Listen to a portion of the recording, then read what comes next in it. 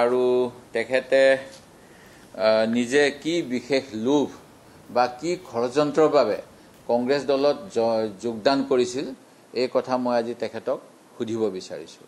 কাৰণ আমি সকলোৱে জানো 1990 দশকত মুখ্যমন্ত্ৰী মহোদয়ে মাননীয় হিমন্ত বিশ্ব শৰ্মা ডাঙৰীয়াই অসম প্ৰদেশ কংগ্ৰেছত যোগদান কৰিছিল আৰু 2015 চনলৈকে তেখেতে আমাৰ দলত বিধায়ক হিচাপে নিৰ্বাচিত হৈছে। তেখেতে 1996 চনতে প্ৰতিদ্বন্দ্বিতা কৰাৰ সুযোগ পাইছিল।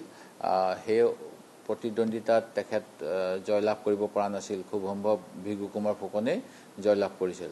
তাৰ পৰৱৰ্তী সময়ত 2002 চনৰ পৰা তেখেতে 2016 চনলৈকে 15 চনলৈকে কংগ্ৰেছ দলৰ বিধায়ক হোৱাৰ উপৰিও মন্ত্ৰী হিচাপে কাৰ্যনিৰ্বাহ কৰিছিল।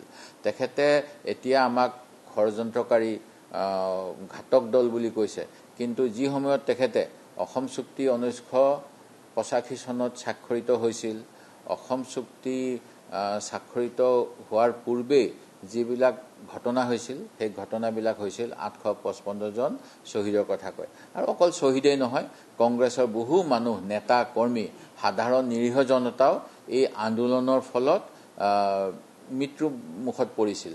সেই গতিকে অকল 855 জন নহয়, আৰু বহু মানুহৰ মৃত্যু হৈছিল অসম আন্দোলনৰ পৰিপ্ৰেক্ষিতত।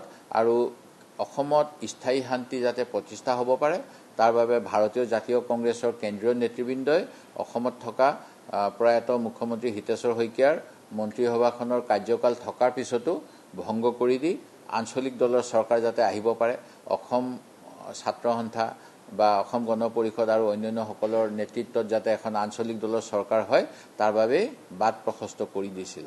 আৰু মাননীয় মুখ্যমন্ত্ৰী মহোদয়ে ছাত্ৰ সন্থাৰ পৰা পদত্যাগ কৰি এটা সময়ত আমাৰ দললৈ আহিছিল।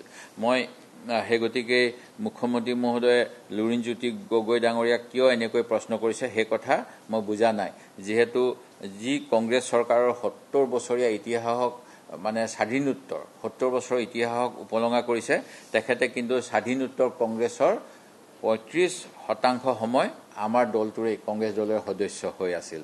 তেখেত আৰু তেখেতৰ বহু সতীৰ্থই আমাৰ কংগ্ৰেছ দলতে আছিল, বিধায়ক হৈছিল, অন্যান্য বিষয় বাবতো আছিল। সেই কথা অসমৰ ৰাইজে নিশ্চয় জানেই।